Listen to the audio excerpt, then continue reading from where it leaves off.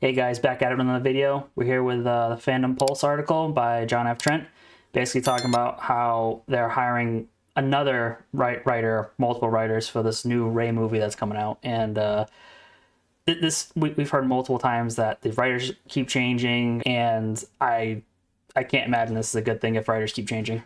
No, because it's just like they're leaving the project. They don't want to be associated with like a dead, dying franchise, and so they kind of don't want that on their resume. And when you get that, like, bad like press, you're not going to get other jobs. You're not gonna Nobody else is going to pick you up. So they're getting out while the getting's good, essentially. Yeah, well, definitely Star Wars has been a dying brand, probably since, let's be real, probably since Disney bought it back in, like, was it 2012 or something? I forget exactly what year. It was relatively, probably within the past 10 years they've been bought. And they really didn't do much for a while, and then they spat out the sequel trilogies. And, I'll be the first to admit, when that first Force Awakens movie came out, I was pretty hyped about it. I'm like, oh, it's pretty good. I like it. The whole idea of, like, possibly this stormtrooper is force sensitive, and obviously we've gone away from the whole clones aspect, so like they can be different looking, so that makes sense. And they kind of just flipped it, and I was like, kind of bait and switch, I guess is the best term for that. And I was like, oh, I'm looking forward to this. I like the design, I like the setup, it looks cool. And then they just ruined it with what was that, with the one that really was bad. Episode 8 absolutely killed the sequel trilogy.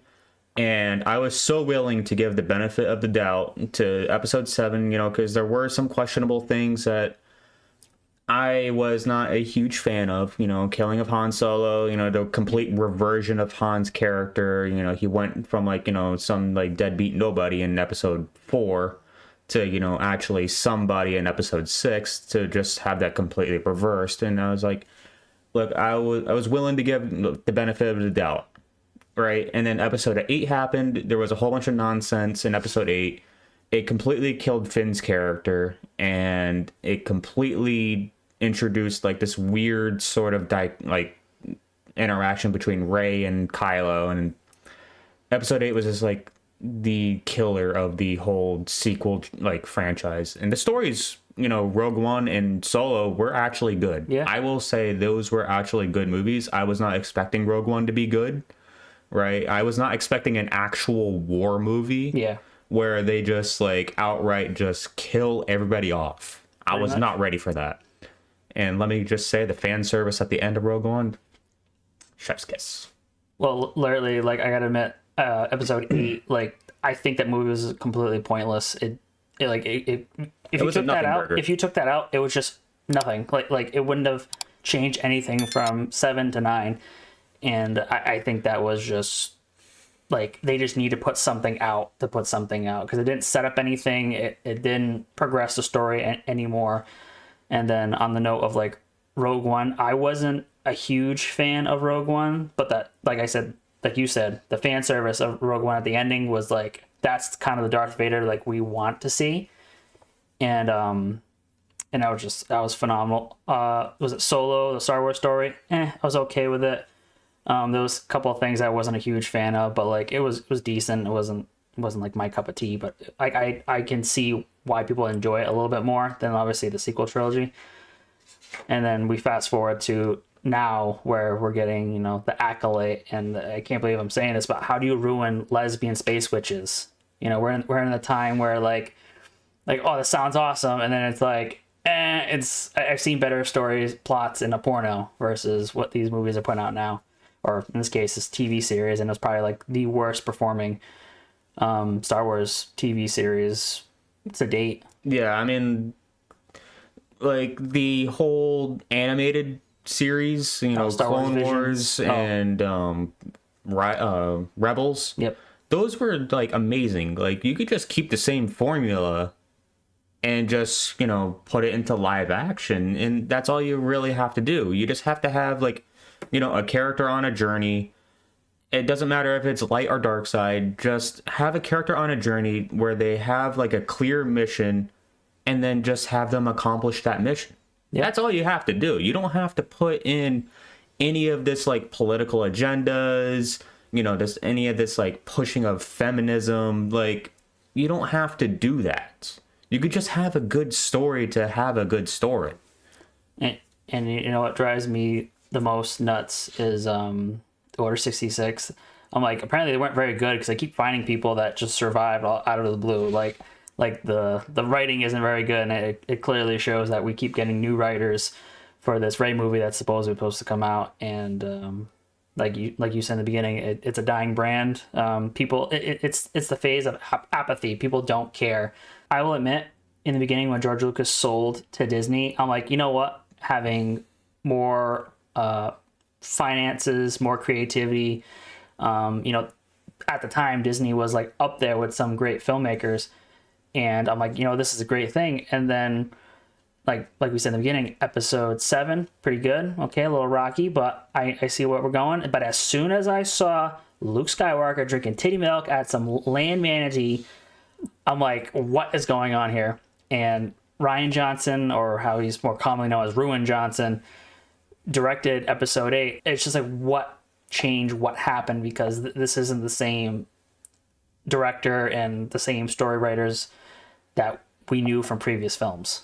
Yeah, and like the second, like I will say, like for me, like the second that George Lucas no longer had the control over Star Wars, it was going to just take a deep nosedive. Like there's no respect for this franchise anymore. So as soon as George Lucas sold the rights to Star Wars, that's when we know it was going to start going downhill.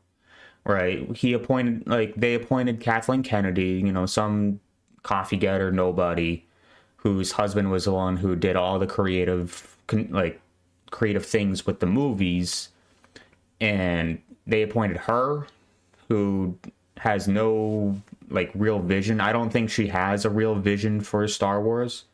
There's just nothing going on with this franchise, and it's going to die because of it. Well, she does have a vision, and she clearly laid it out, I think, right before the sequel trilogy, was that they really don't care about the current, or at the time, the current fan base. They want the new fan base. They want the modern audience. So in order to get that modern audience, they got to push out the old guys, even like we said, we're 30 years old. We're considered the old guys because we appreciate the OT, and even like the prequel trilogies, even though they're not loved as much as the OT, but they definitely love a lot more than even the sequel trilogy in terms of writing, directing, cinematics, and just in general. I think they're just better. Yeah, like the first 6 movies were always that's where the bread and butter is. And this whole idea of the modern audience, it is just a fringe minority group, who speaks very loudly, and that's all they are. Is just a fringe minority who speaks loudly. They don't care about lore. They don't care about what a franchise is. They just want their agenda.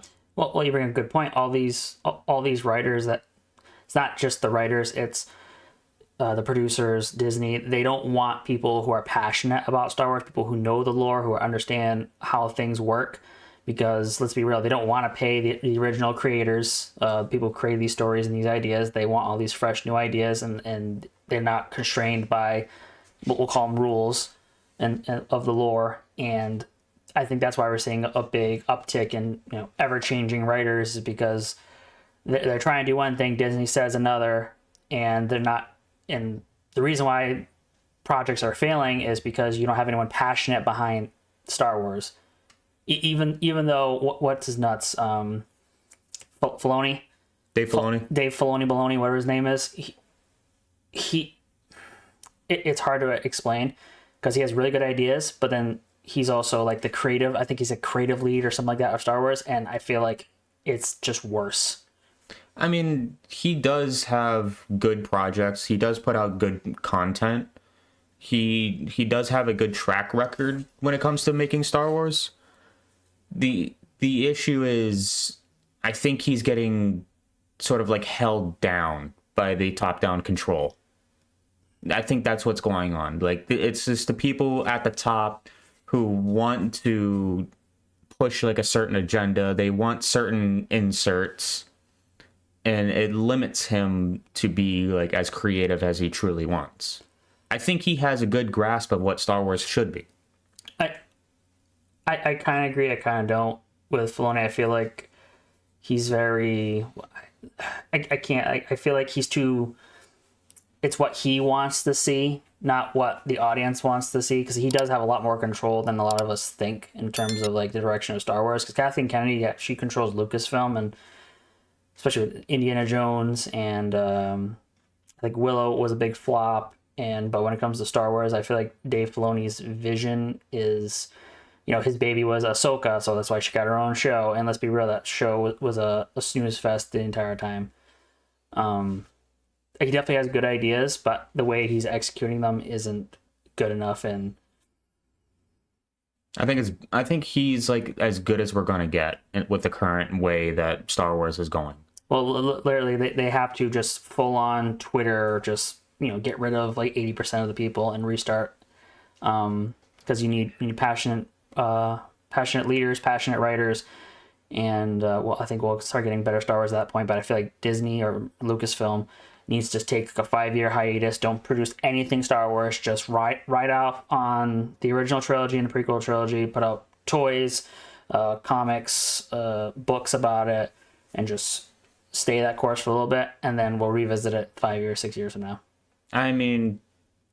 Yeah, might as well.